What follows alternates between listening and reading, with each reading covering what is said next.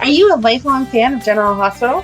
Are you a new fan who wants to know more about the history of the show? Do you enjoy talking about the show with others? Do you find yourself yelling at the TV? Is your self-care an hour a day in Port Charles?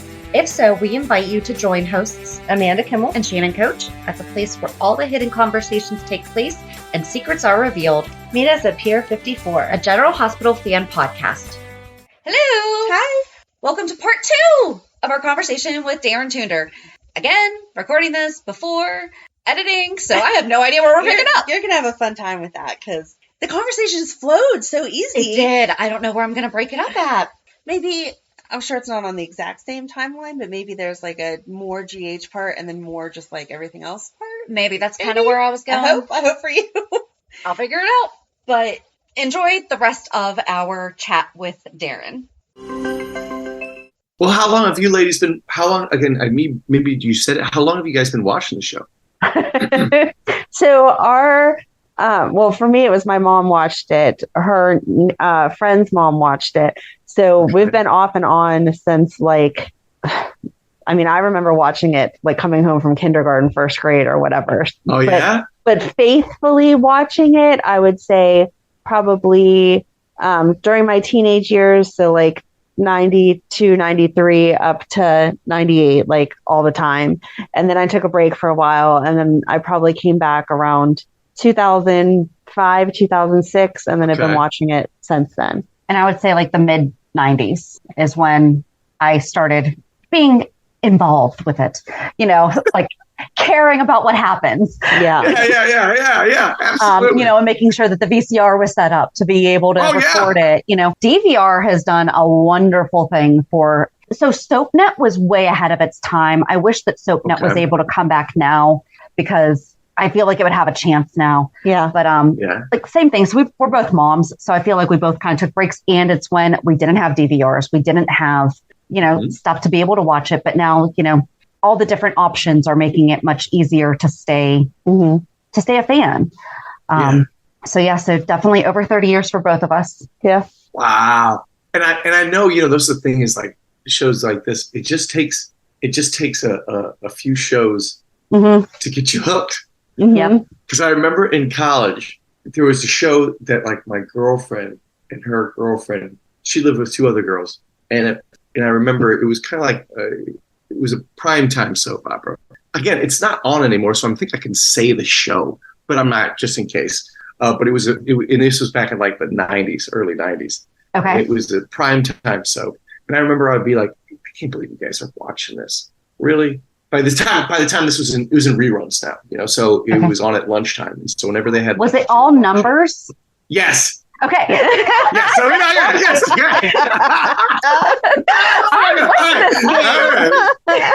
Is it bigger than a bread box? You know what I mean? And yes, it was all numbers. Yes. And so we were watching that. This makes it even more fun than if I could say the show, right? Right. So it's fun. It's all fun. Guess the show I'm talking about. And I remember I'd just be like, oh man, I can't believe you guys are watching this. But then after, I think the third or fourth day, I'm the one sitting by the couch and going, come on, hurry up and start it. Get in here. Because I didn't want to miss anything, right? Because you get hooked on it. I think my parents are getting, like my dad and his wife are getting hooked on it now too, because they know all the storylines and they're talking to me about it. So I'm like, I think once you start watching, you get hooked. Get hooked. That's what happened with my papa. He had back surgery, and my Grammy was a faithful watcher, and loved his stories. She loved his stories. He got into it, and then when he went back to work, she was not allowed to watch it on the VHS until he got home. But then they watched it together, and I was like, "Aw, that's very cute." I love it now because I have 3 daughters, and the 2 older ones, they don't want anything to do with it. They're like over it. But my 10-year-old will watch. Just like in passing, like she's on her phone or she's doing whatever, but she's just sitting next to me. And the other day it was a scene with when Curtis came home and Trina was there, and she instantly was like, so that's Trina's dad, right? Blah, blah. And I was like, I'm getting it, even though you're not actually watching it. Like, you're my favorite now. Yeah, listen, you took the words right out of my mouth. Like, just to let you know, you're my favorite. I'm telling you about this. You're my favorite. I'm I'm leaving everything to you. It's okay. Exactly. Both of our fiance and my husband, like they pick up on the stuff, and my husband will come in and like, do you know that there's a lot of actors that have been like 2 or 3 characters on the show? Yeah, I've heard about that. Yeah. So my husband will pop his head in and he's like, is he a cop today? Is he a doctor? Or is he a vampire? And that's Michael Easton was he was a vampire, cop, priest, doctor. Mm-hmm. That's fantastic. Yes. And he's like, which one is he today? And then you've said that like Ryan will pick up on stuff too. And he's like, yeah, he'll argue with me. And I'm like, you don't even know what you're talking about. I've watched this 100 years. Shut up. Well, what does that feel like? Because you said you watched it with your mom, right? Mm-hmm. So what does that feel like that here you were watching it with your mom growing up and now you're with your youngest watching it with her? What does that feel like? It's awesome. It's really awesome. And it's fun even now.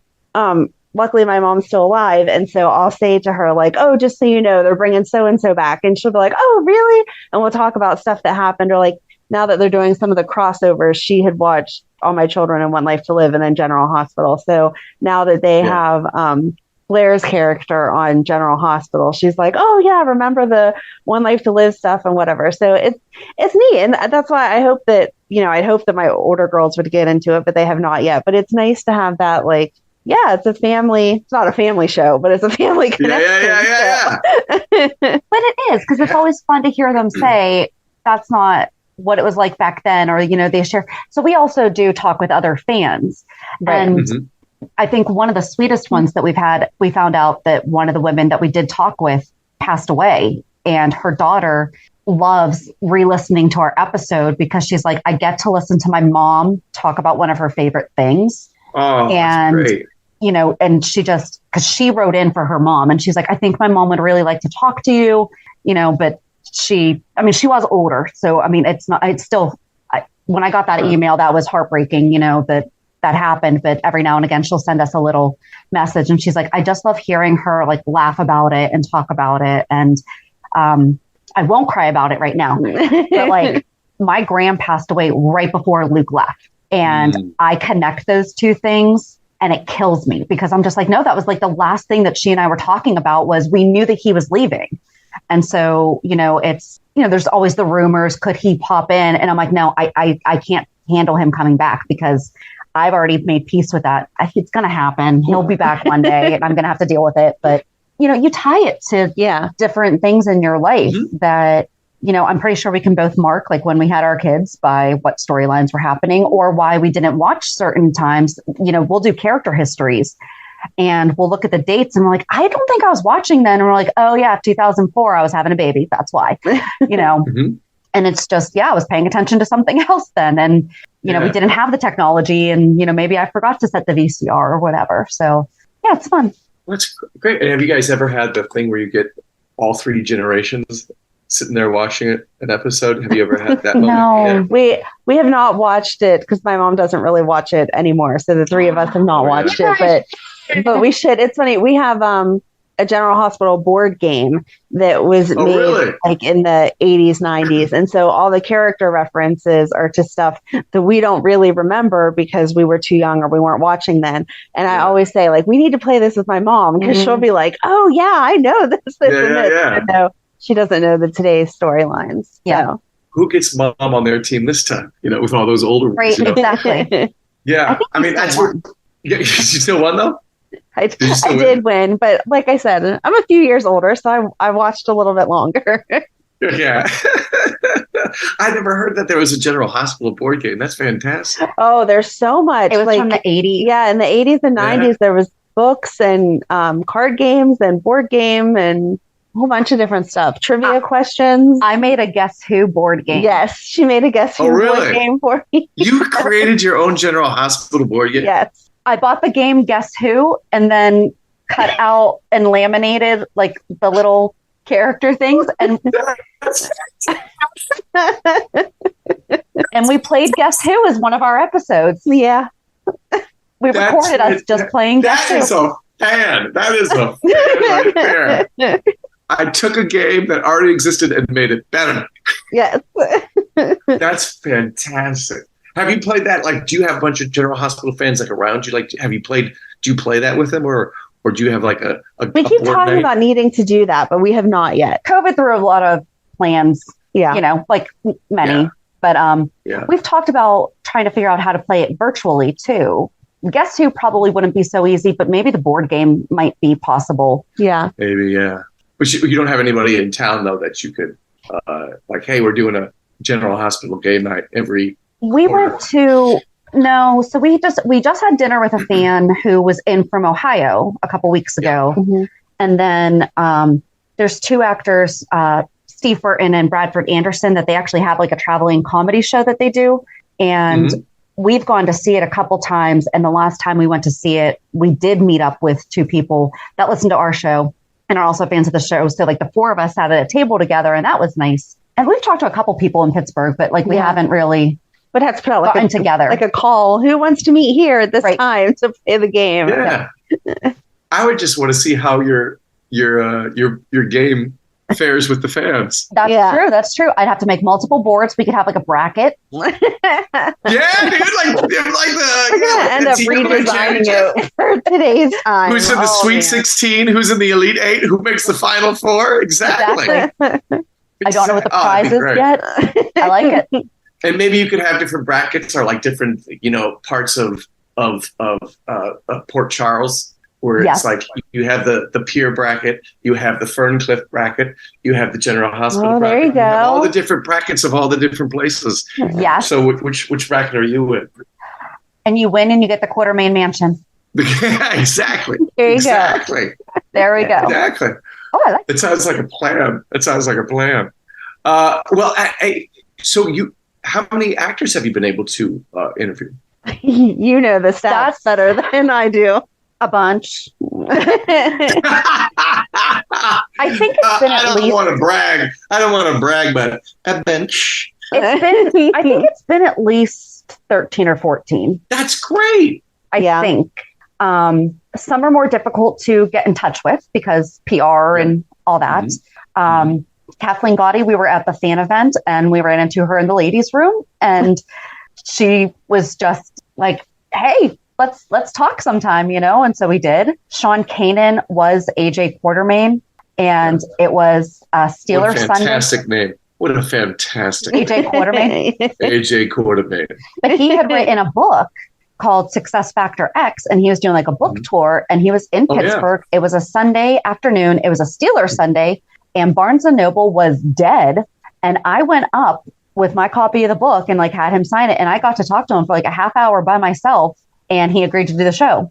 And so like we talked to him. We've been able to connect with people in some really interesting ways. And some of it has just been, just taking a shot in the dark and shooting someone a message on Instagram being like, hi, will you talk to us? That's great. Well, I'm glad you guys, that takes some courage to just reach out to someone like that. So good on you. And the fact that you just seem like you're having these great moments where you get to bump into someone. I just see you bump into someone in the bathroom and you go, hey, would you mind doing a podcast?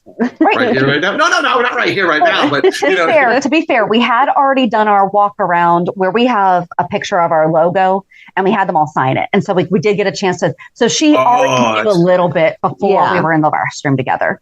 It just happened to be that we were washing, or you were washing your hands next to her. And I'm standing there like, oh my God. Oblivious. Like, oh, you need a towel? Oh. Wait, so who has been the person, like, what star have you met, both of you met, that has made you the most starstruck? Mine's easy. Mine was from back in the 90s. I was obsessed with the Karen and Jagger storyline. So the one year for my birthday, she was able to reach out and ask Carrie Shane if she would do an interview with us. And it was the best because I was such a fan, but it was my worst interview ever. Like, I won't listen to it because just everything that she said, I was like, yeah, great. Like, it's awful. She must think I'm the biggest idiot in the world, but I could not get past that character love. It's good. I hope so. I can't listen to it because I'm telling you, I just know that everything that she said, I was like, okay. You're just gushing the whole time. Oh, yeah. So that's fantastic. But it was a fun, great interview to get to talk to her. It was a good surprise. She had booked it like weeks in advance and then finally told me right before my birthday, trying to save me from all that fangirling. But no. I was not going to tell her until we were recording, and then I decided to be nice. It would have been horrible. If it was that bad knowing, if I wouldn't have known, I'd have just sat there and been like, I can't talk at all. Do you remember that? Or like, do you ever remember those? No, I can't say it because it's talking about a show. Let's play guess again. Yeah. Well, it was remember that skit with Chris Farley where he's with the famous people interviewing him. Yeah. He's so starstruck. He's like, you remember that time when you did that thing? You did one with Paul McCartney. Remember when you were with the Beatles? Oh yeah. How was that? That was cool. And what about you? What was you've been the most starstruck? The one that I think I got the most starstruck on, because I do listen to them. I think the one that got me the most was Riel Andrews. He plays Marcus Taggart. And because we had been talking about, he was on in the 90s and he had been gone for so long. And he just came back, like kind of out of nowhere. And then he's one that we just kind of shot in the direct message. And we were talking to him that weekend. And so it was like very quick. There was not really any time to process. It was also less than 6 months into us doing the show. So like it was still very new. And he was getting his driver's license renewed, you know? Yeah. So like, I mean, we were just like, we were along for the ride and then we had to hang up and then we had to do like a part 2 and everything. And I was just like, what is happening right now? Like, this is so cool. Yeah. But I think I definitely fangirled him and Vincent Irizarry because I didn't watch All My Children, but then I watched it to get caught up on Anna Devane's character. And I was just like, he's amazing. And being able to talk to him and everything, I think those were probably my 2 that I got the most fangirlish with. Would you say so? I would say so. Yeah. I would say if we ever get to talk to Valentine, she's not going to talk the whole time. So I'm going to be done. Do you guys have like a little, like cause I can see you from here up. Do you have little signals to give yourself? Like if one of them's fangirling a little too much, you just squeeze the hand. Hey, calm down. Breathe. No. We just let it go. Like you just get us. No.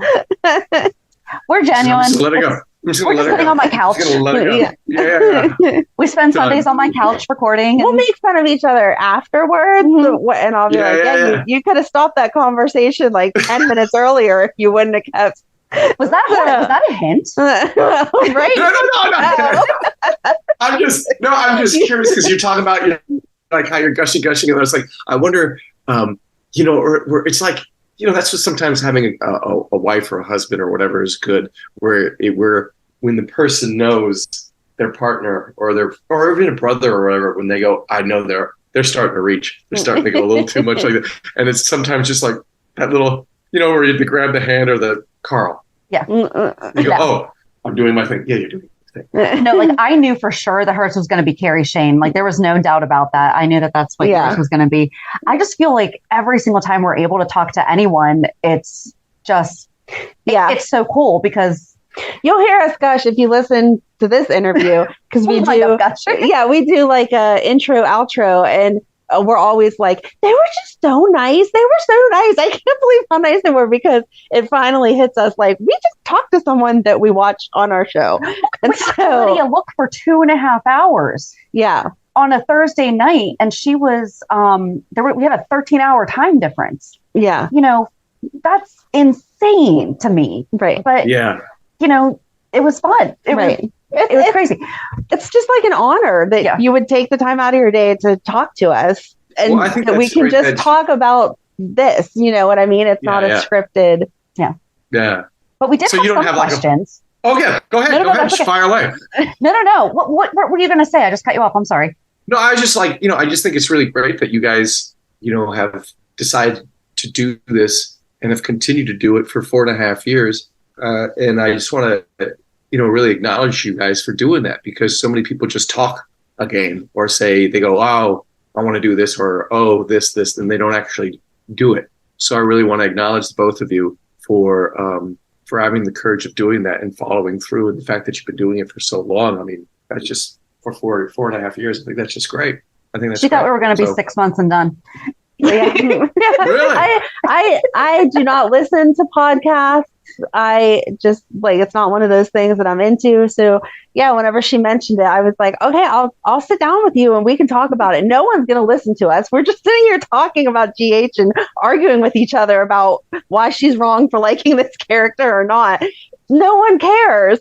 And like the messages started coming in, pretty quickly of, oh my gosh, you guys are so funny. I hate this character too. Or I agree with the Shannon because Amanda shouldn't think this or whatever, blah, blah, blah. And it was like, wow, people are actually listening to us. This is crazy. Yeah. So, but all the credit does go to Shannon because she's the one that pushed. If it would have been me, like I said, I had no idea I still don't know how to do a podcast.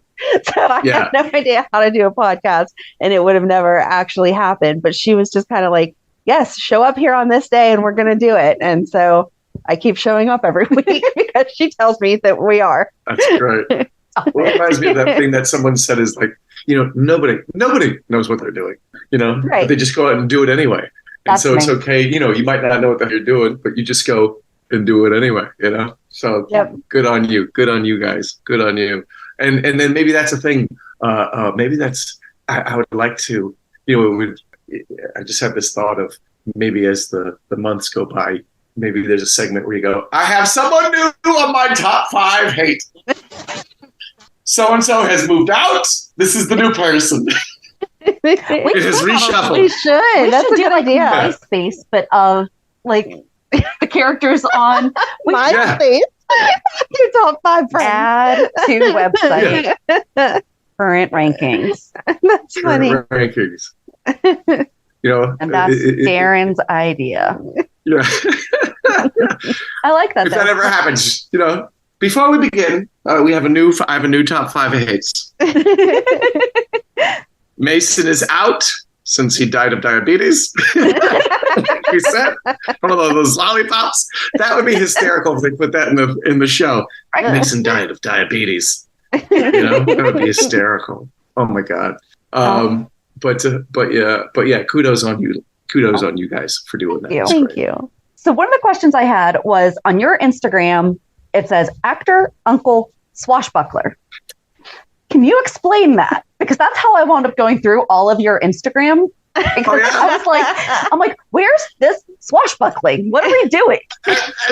Swashbuckler is like a very like romanticized, outlandish adventurer, and I love because I love traveling, and so it's just instead of like traveler, I want to say something cool like swashbuckling. I like it. And so I say that's where I swashbuckle, and I used to do these. I took them down. I'm thinking about. I had them on YouTube for a little bit. I'm thinking about posting them. But I used to do these travel videos where wherever I would go to, I would just make these videos. Then I actually got some interest from like the Marriott of doing videos for them. And then I got some reach outs from like producers from E! And I had a meeting about turning the show into something for E! And a lot of things in Hollywood, what happens is you hear this, it's not an if, it's a when, you know what I mean? And then it kind of fizzles out. But yeah, I used to do these. Actually, I think there's still one up on Instagram. You saw the one where I'm at the Denver Broncos game? Did you watch that one? I didn't watch all of them. I was looking more for like Wesley from The Princess Bride. Yeah. I see what you said. I see what you said. Sword fighting somewhere here. Yeah. So it's like I look up the meaning. So we look up the exact meaning. Let's get the exact meaning. I like him so much. To the library. I Google everything on the show. She's Googling all the time. Google is her best friend. Well, then she gets mad because she's like, did you read this already? And I'm like, no, because you're going to Google it. I don't have to look it up ahead of time. Here's the definition. A person who engages in daring and romantic adventures with bravado or flamboyance. I like it. So adventurer. I think swashbuckler was better than just saying adventurer. Yeah, I like it too. Yeah, because everyone says adventurer.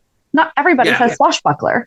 Yeah, I like it. Like I got a bucket list of hitting all 50 states and setting foot on all 7 continents, and I'm at like 44 or 45 right now, and then like this coming June, I'm planning to hit up the Netherlands and Belgium. Have you guys ever been? No. Have you guys ever been across the pond? No. Oh, I need to. you need to get into some swashbuckling. Yeah. My husband is going to love the after this podcast. I'm going to like, so now we have to go swashbuckling. Like, what are we doing now? What the hell is swashbuckling? Right. Let's look it up. To the library. Funny you said that. We just got the definition. No, it's fun. It's fun to go travel. And the fact that I'm sure it's tough having a family and kids and whatnot, but it's just ever since I was a kid, we would my dad would try to save enough or make enough to make sure we had to go on trips. And so ever since I was a kid, and plus I moved around a lot as a kid too. And so maybe that was another thing of just going to all these different places. Like my youngest brother, he's lived in Allentown his whole life. And that makes me I go, wow, that's fascinating that you just lived in one place the whole time, Like, have you guys lived in Pittsburgh the whole time or have you moved around? I've moved over 20 times. Get out of here. Really? Yeah. 20 times? Yeah. But then my husband basically came home from the hospital in the house that he grew up in. And I'm the same as you, where I'm like, you mean you didn't switch bedrooms? You didn't, you didn't have to go to, I went to 4 elementary schools before I was in 3rd grade. Wow. But then I stayed put, but then we moved like 5 times while I was in the same school. Yeah. So do you have a favorite place that you lived in? So most of it has been around here. I was born in Virginia and moved at 8 days old. Oh, wow. So yeah, probably Boston. My mom's from Boston, and I started college up there, and then I came back. So they call Pittsburgh the boomerang city because everyone leaves and then comes back. Really? Yeah, not everyone leaves, but like a lot of people who leave wind up coming back, which is actually very true because I'm in real estate, and I have a lot of people that I graduate from school with coming back, and they're like, "Hey, can you help us find a house?" I'm like, "Sure," but like they've moved all over the place and they're coming back. That's how I ended up here. My mom's from Pittsburgh. I was born in Ohio, and then I was born in Ohio, lived there, and then we moved here for a little bit. Then we moved back to Ohio. Then we moved to South Carolina, and then we moved back here. And I've been here since then. But my mom and my dad were both from here, so that was how we ended up back here. Now I have a question for you. Since you said you from Ohio, Kings Island or Cedar Point? For those listeners who are not aware of Ohio and Kings Island, Kings Island and Cedar Point are amusement parks. Cedar Point is considered the roller coaster capital of the world. Yeah. I wonder if it's still considered Is it still considered the roller coaster capital of the world?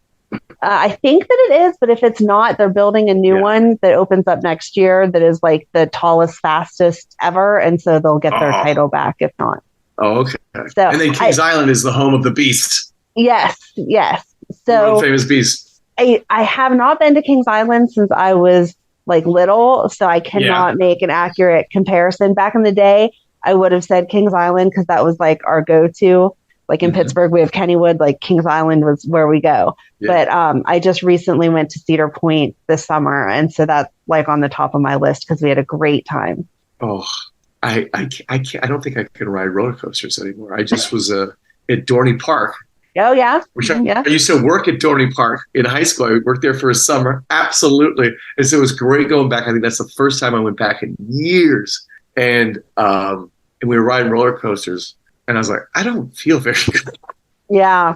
And I was like, am I getting at that age where I can't do this anymore? I can't. I'm just too old. But man, they're so much fun, though. They're so much fun. Mm-hmm. But I just remember I went to Cedar Point, and it was the Millennium Force. Okay.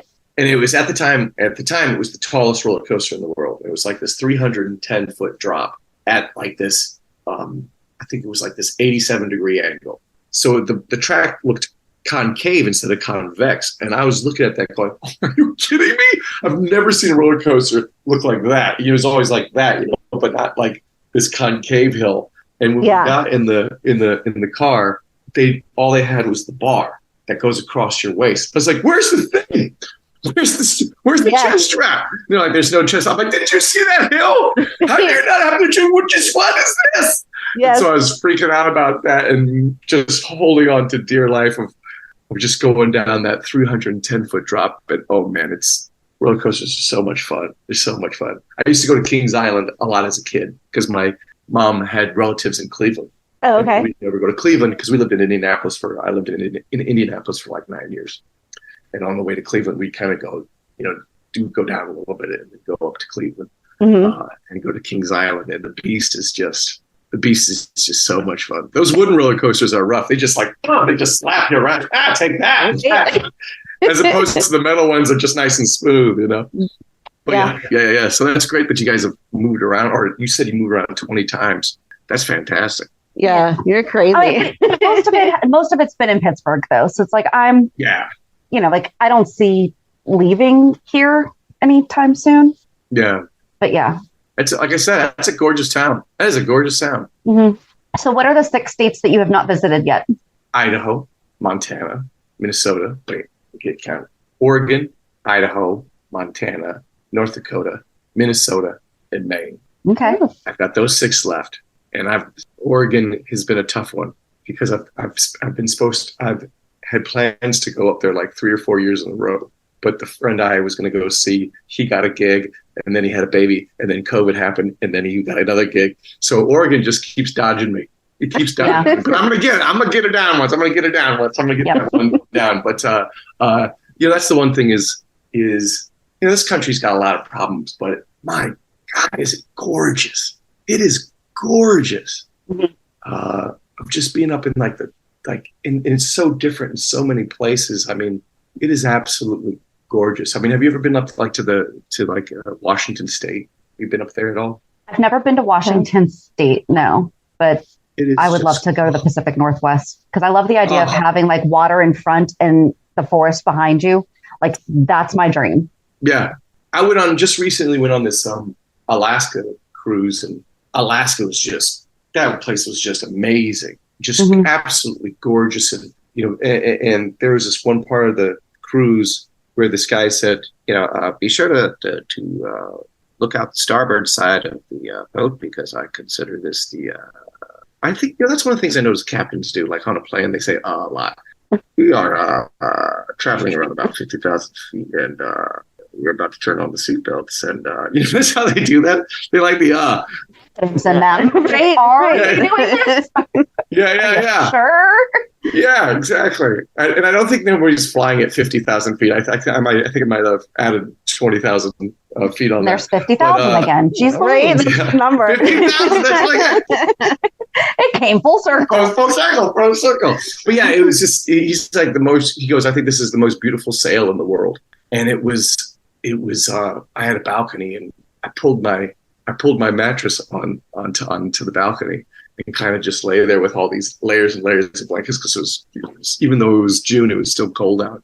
And man, just these mountains and these glaciers and this forest. And because it's so high north and it's the summer, I think it was, summer. I think we were around like June 20th or June 21st. So it was the longest day of the year. And man, the sun just hung behind those mountains. And it was gorgeous. It was gorgeous. I felt like Tom Hanks and Forrest Gump doing all those runs, and it's like, and everyone look where I look. It was beautiful, Jenny. It was just beautiful. And I had like that Forrest Gump moment where I'm just looking at it and going, it's so beautiful. But yeah, just even the southeast, places in the southeast, or I was just in South Dakota, and it's funny when you say it, but Northwest South Dakota is gorgeous. Like the Black Hills National Forest and where that Mount Rushmore is just absolutely gorgeous. And then just an hour and 15 minutes out of that are the Badlands. And the Badlands are just amazing because there's these sediment rock formations that are all different colors, and it's just engulfed into the ground, and it's surrounded by these green prairies. And to see those kind of rock formations in the green prairies, just the dichotomy of that was gorgeous, as opposed to in Arizona with the painted desert, you kind of have the same kind of rock formations, but it's in a desert, so it doesn't say, oh yeah, I could see how these would be here, as opposed to the Badlands. It's like, wow, this just came out of nowhere. And again, it's just gorgeous. It's gorgeous. It's gorgeous. That's awesome. I love traveling. Yeah. I'm working on my points. But yeah, do you have a dream spot? Yeah, but I probably have like a top 10. We only do top 5. We only do top 5. Here, you go through yours. And I'll give mine. Do top 5. I don't. Okay, number 5 is Gary, Indiana. No, but I don't have like you have reasons and like specifics of blah, blah, blah. Mine is just whatever. I want to go to Paris because my mom lived in Paris. My mom and dad lived in Paris whenever they first got married. So I just want to like, obviously it's Paris, but on top of that, I want to explore the fact that they were there and whatever. And then Ireland, because, I'm a little bit Irish. So it would be I was about to say, you got to go to the motherland. That's the ball. To check that out. Absolutely. But I think that's like my top 2, but I would go anywhere. Like, there's nowhere that I would say no to. It's a matter of time and money holding me back, but I would love to just go explore everything. That money thing. I just need to win that Powerball. Stupid money thing. Exactly. And that's the thing. Those are 2 things that are doable in the same trip. Like if you fly into London and you take or you fly into Paris and you do Paris, and Paris is great. And that's what killed me about Paris was when I was there, I'm at McDonald's and I look at the menu and I go, that's beer. That's beer. And you can get a beer at McDonald's? And they're like, yeah. I was with my girlfriend at the time. I'm like, baby, we're getting drunk at McDonald's tonight. Just because I was like, I could say I got drunk at McDonald's. So we had like 3 or 4 beers at McDonald's just because, why not? Get beer at McDonald's out here. So I thought that was so funny. But then taking the channel up to London and then taking the train and going to Ireland. And if because I did that on the same trip. I did Ireland with my brother. And then I went down to Paris to meet my girlfriend in Paris. And Ireland is just gorgeous. We just did a road trip. And we just, because Craig, my brother and I both lived in cities at the time, Chicago at the time, and him, Oakland. And we were thinking about doing Dublin. And then everybody, because I was doing this theater show in London. It was at Steppenwolf in Chicago. And they took it to London for 2 weeks. And United Airlines flew us out there. And they said, you have an open-ended ticket for a month. Like after the show is over, you don't have to come right back. You can stay for a while. Wow. And everybody in the show, I was telling I wanted to go to Ireland, and everybody said, do the west coast of Ireland. If you only have a week, do the west coast. And that's where like the Cliffs of Moher, which I think the Cliffs of Moher are the Cliffs of Insanity, if you know which movie I'm talking about. Yes? The Cliffs of Insanity? Amanda is great with movies. No. Is that The Princess Bride? Yeah. Yes, you said it, not me. All right, so I've seen that one. Yes, the Cliffs of Insanity. I'm pretty sure the Cliffs of Insanity are the Cliffs of Moher. I'm pretty sure. I could be wrong, but I'm pretty sure. And then the Ring of Kerry. So when you go, get in a car and road trip it, because just stopping off at all these little towns along the way was just so much fun. And that is a beautiful country. And yeah, I would say you absolutely have to do that. And then this Paris, compared to that, is just completely different. Right. Because you can get drunk at McDonald's in Paris. And in Ireland, you can just get drunk anywhere. Right. But that's just great. You go into a pub. That's what's so fun about Ireland. You go into a pub, and we were drinking with one guy's name is Pat Morrissey, like the singer, but his name is Pat Morrissey. And then all of a sudden, his kids come in, and then his kids' kids come in, and then his wife comes in, and then his sister comes in, and then his mom comes in. And so I'm drinking with this whole, 4 generations of this family. It was just crazy. And every other word was a curse word. It was just, they're just such fun people. They're such fun people. So yeah, I would say I'm looking forward. I hope you take that trip. I got to get it together, put it on the bucket list. There you go. Yeah. And what about you? Did you 450? I have a 50 before 50 list. So, so Paris, because I took French for a really long time and I've just always wanted to visit there.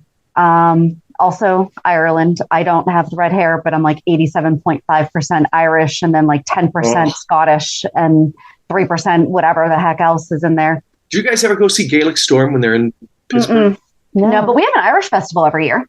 I'm sure Gaelic Actually, Storm... it's this time of year. It's going on right now. Yeah. Because it's always... Really? Yeah. They might play... They're a great Irish band.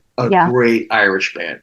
And they were I can't say that. They were in a movie, and that's what they're kind of known for. and I stumbled upon them at an Irish festival out here and fell in love with them because there's so much. They're really funny, and the music they play is very kind of. It's not like there you go, Danny, go. It's not that music. It's really kind of uplifting, happy music. Okay. Kind of are reels and jams. You know what I mean? And they're not like flogging Molly. You know, it's kind of that wrong kind of, you know, in a sense of that. But it's just such a fun band, and they play out in the East Coast a lot because Irish music is a lot more popular out there than it is out here in California, even though they're from here. But keep an eye out. Gaelic Storm, keep an eye out. Okay. I would say my number one is definitely England. I have to walk across Abbey Road at some point in my life. Yeah. That's a must. Yeah. And go to Apple. Yeah. Yeah. And Penny Lane and Strawberry Fields and all those places. Yeah. Do they have, I'm sure do they have like a Beatles tour when you come out? I would imagine they should have to. Because if you go to New Zealand, they do this thing in like New Zealand called running with the orc, where you do like run the trails that the orc ran in like, oh my gosh, the rings, something like that. Yeah. And so I'm sure they have some sort of Beatles tour there. Yeah, they would have to. They would have to. Not for nothing. England would be stupid if they don't. Right. Like, and then Australia. And then my family we have that passbook for the national parks. So I would love to fill that up as much as possible. Oh, yeah. So that's do you have like a national park that you like, that's the one I want to go to? I don't know. I feel like I'm more, I don't know. I'm such a nature person. So it's kind of like, so I just went to the Grand Canyon for the first time in March. Oh, yeah. And it was because my company had a convention in Vegas. And the friends that I went with, they were like, we can go to the Grand Canyon on Saturday. I was like, okay, I've never been there. Let's go. I just started crying because of how breathtaking it was, to the point where my family and I just took a trip to Vegas on Labor Day weekend because I was like, you guys have to go. You have to go. And like, we had a great time. And like, I introduced them to the Grand Canyon, but I cried in March. And I don't think like they got that emotional whenever they saw it. And so like, that's obviously always the one on the bucket list. Like, yeah, you want to go see the Grand Canyon, but like, I had no idea how much it would impact me when I did it. So it's kind of like Zion National Park, you know. Zion's great. Oh, like that's one that I have to get to, you know, but then I'm sure that there's going to be one on there that's like, okay, yeah, it's listed as a national park, but I don't really know about it. And it's probably going to be amazing. There's a hike in Zion. What's it called? I can't remember what it's called, but it was one of the most, what's it called? It's famous for it. I don't know what that sound was. That just came out of it. But it's the alleys. It's like the alleys it doesn't matter. But I've never been on a hike like that before because you go into this, I guess, ravine or something, and you're just surrounded by these tall rocks, and you're walking through this thing. And sometimes you're up to your ankles in water, up to your knees in water, and at certain points you're up to your chest in water. And it is like it's a 7 mile out and then 7 mile back, and I think we made it like 5 miles or something. And it's just unbelievable again because you're just maybe 6-7 stories of rock on this side, 6 or 7 stories of rock on that side, and just walking through this kind of ravine and just up and down, and it's just incredible. But you would, they said, you know, bring a hiking stick, and I'm glad some people had 2 poles, you know, but I had 1, and thank God I did because you so needed that for the support and whatnot. But at the end. Of just hiking in ankle deep to chest deep water for 2 hours or something like that was just so much fun, and like nothing I'd ever done before. But yeah, you know, that's the thing is like, have you ever been to Harper's Ferry? So I haven't, but my husband used to do Civil War reenacting, and he used to go down there all the time. Get out of here! Yeah. And he said it's like, that's on one of the places that like he is very adamant that we have to go to because I've never been there. And it's just a day, all you need is a day there, like go there and then spend the night and then leave, or maybe even just an afternoon, because it's like the lowest point in West Virginia, supposedly. And it's right where the Shenandoah and the Potomac meet. And it's right where the Appalachian Trail goes right by there too. And it's just like the 1700s town. And it's especially in like November, late October.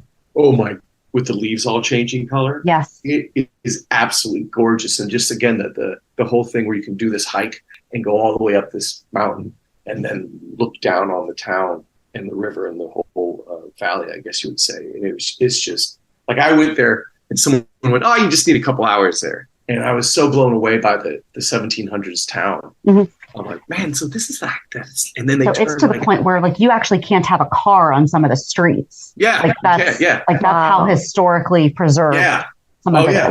And I go into this bookshop and I saw this view of the town. I'm like, where's that? Like, that's on top of the hike up there. And I'm like, looking at my watch. I go, how much time does it take to get to the top? I'm like, well, maybe like, depending on how good of a hiker you are, maybe 45 minutes, hour. But then it also will depend on how long you want to stay up there. Right. And I was like, oh, because I was like, I didn't have the time to do it. I was like, oh, but I had intentions of just going back, because I was going up to Philly to see my brothers. And because I was shooting something in Virginia, and that's why I did that, because I hadn't been to West Virginia yet. And I wanted to see that, get on that point so bad that I made it. I'm like, I cut off a day from going down to see another friend to go back to Harper's Ferry just so I can climb up that thing and sit up there and look at the view. And I stayed up there. For like an hour and a half because it had receptions. I'm like, that's a great time to make some phone calls on top of this mountain, looking out over this historic area. It's gorgeous. Gorgeous. And it's not that far from you guys, right? I just Googled it. It's 3.5 hours. Yeah, that's not bad. Oh, yeah. Oh. I mean, we go out to Gettysburg all the time. So like that's the same distance. Oh, yeah. Absolutely. Absolutely. Yeah. And then, if you're baseball fans, you can go to, I think the Orioles stadium's only like an hour away from that or something like that, or an hour 15. Make a whole weekend out of it. Taking the game. Yeah, taking the game. Exactly. I would love to see all the ballparks. It's kind of like I've been to the Coliseum out in Oakland, but like now they're going to Vegas. And Ew.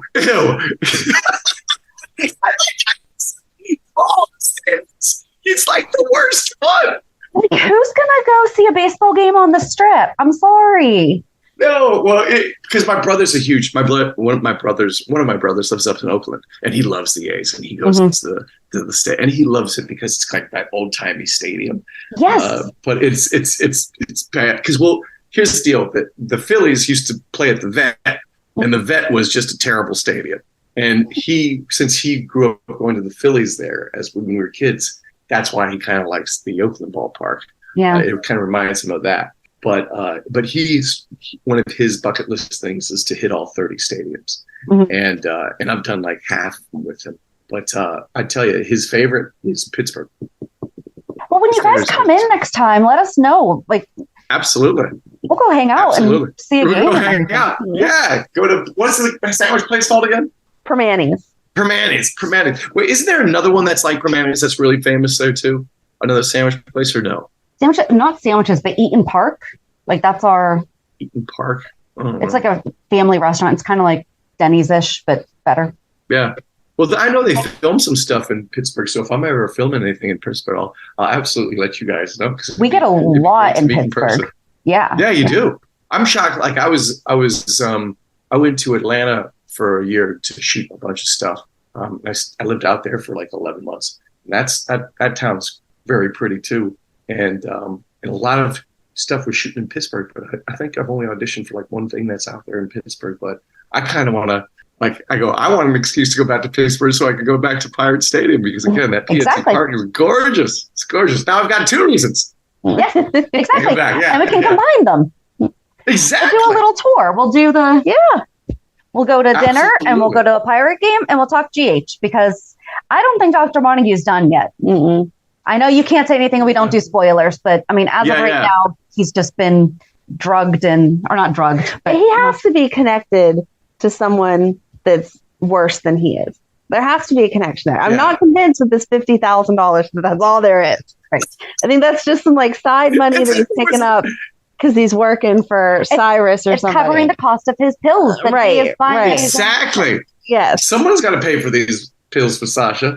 Yeah, that would be, I tell you, it would be great to stay as long as I could on that show because again, you said I promised I wasn't going to cry. I promise I'm not going to cry. Yeah. Is those people working on that show are just, there's something special. They're really something special. Like put it this way, you have picked a wonderful, wonderful show as far as the people are concerned to be fans of because, everybody on there, everybody I've met, like Carolyn Hennessy. I only did one scene with her, but talking to her, oh my God, she is a character. Yeah. She's got this. I just see Carolyn as like someone who should always have like this dry martini in their hand the whole time, right? Because she is so, and she's just oozes confidence and grace, like grace and confidence. And she is just a character. And I've said nice things about Josh and Sophia. And the other one is like Evan, the guy who plays Dex, right? Evan is Dex. For a 27-year-old, he is. I was talking to him, and he has this like genuine curiosity about people. He was asking me these genuine questions. I was like, wow, this guy really wants to get to know me. And I found that so sweet and so nice. And he's really funny too. And just a hoot. And I asked him once, I go, is your hair always that perfect? And he starts laughing because I guess the woman who plays, I can't remember their name. I haven't met her. The blonde girl he's on the show with. Yeah. Aiden McCoy. He goes, Darin, stay right here. He got her. He goes, Darin, say what you said to me. Say what you said to me. Say what you said to me. I said, this is your hair. Always that perfect. Because she, I guess she said the same thing to him too. But he's there. Like, again, I haven't met anybody. I didn't meet everybody, but everybody I've met, it just has been incredibly nice. John York, right? John York. Yeah. He plays Mac, I think. Yeah, Mac. Mm-hmm. He's just super nice. Dante or Dominic, he's just he's got jokes and just joking all the time. So your fans are really good people. Your fans are really good people. I like to hear that. Yeah. Well, we've been talking for almost 2 hours, and oh my God! I know. I just looked down too. Whoa! So this is probably going to be a 2-parter. I'm That's probably okay. Gonna cut it somewhere. Yeah. Usually we ask people if they have anything coming up, but I know that you're not able to really share anything like that. But would you like to share your social media platforms? That way people can follow you. Yeah, absolutely. I mean, Darin Toonder, my name on Instagram. I'm not really on Twitter that much. But yeah, that's where I usually post things, and the fans seem to be grateful for the fact that I do that. They're like, the fact that you were posting and you actually engage with us, and I go, oh, it's so much fun, and so if anybody wants to follow me, that's what you're fun to follow. You are. Oh, I appreciate that. Yeah, it's been fun. It's been really fun, and it's been fun crying. I'll have some more fun posts too, I think. Like, it's Thirsty Thursday, let's do shots. Let me tell you something. I was like, hey, is this okay if I post this? Because I asked like someone in social media department. And I'm like, I don't want to try to, like, I'm not trying to make fun of the show, but I also want to have fun with my posts. Right. Like, oh, that's hysterical. Yeah, go ahead and post it. I'm like, okay, good. I just want to make sure. Because I didn't want anybody to see that post like, he's not taking the show seriously. You know what I mean?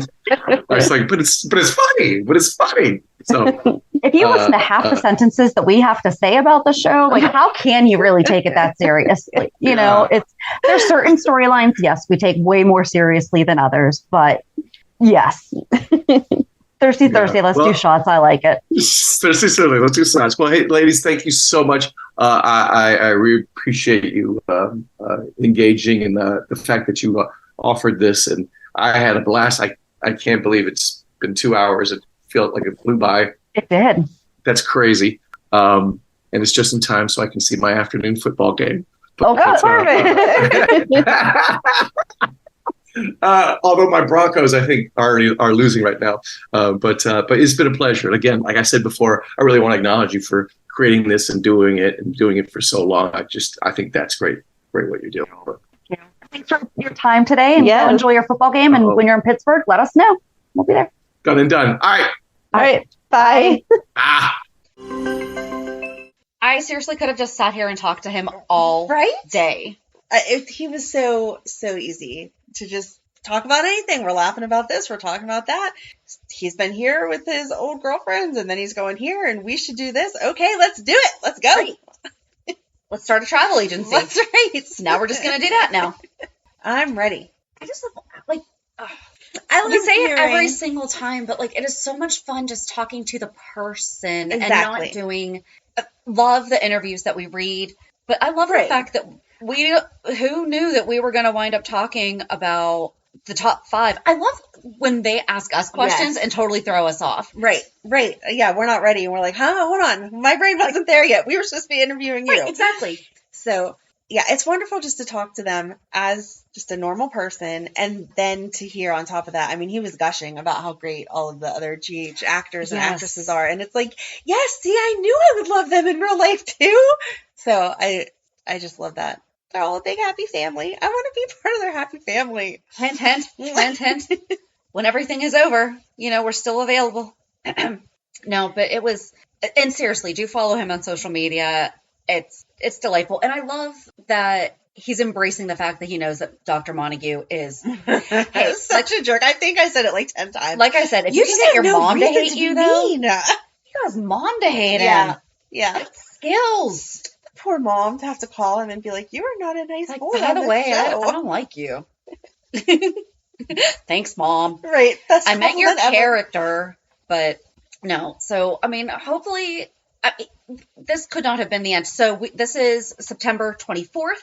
We have no idea. Well, this second part will be released October 5th. So, perhaps in the meantime, Dr. Montague has been back on. We don't know. If he hasn't, there's no way that the end of him is... I don't think so. No. We need to see him and Gladys in court together. Right, because we still have to discover the fact that Cody took her for good reason and then play on all of that. It'll be like a gaslighting face-off. Yes. Interesting. Okay. So join us on Monday as we recap this week's shows.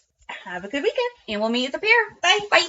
If you enjoyed today's show, we invite you to go to pier54podcast.com to subscribe on your favorite platform. Don't forget to leave us a review. And you can also follow us on many social media channels. Just search for Pier 54 Podcast. Also, we are not perfect, so if there is something that we missed or messed up, just let us know by emailing us at pier54podcast@gmail.com.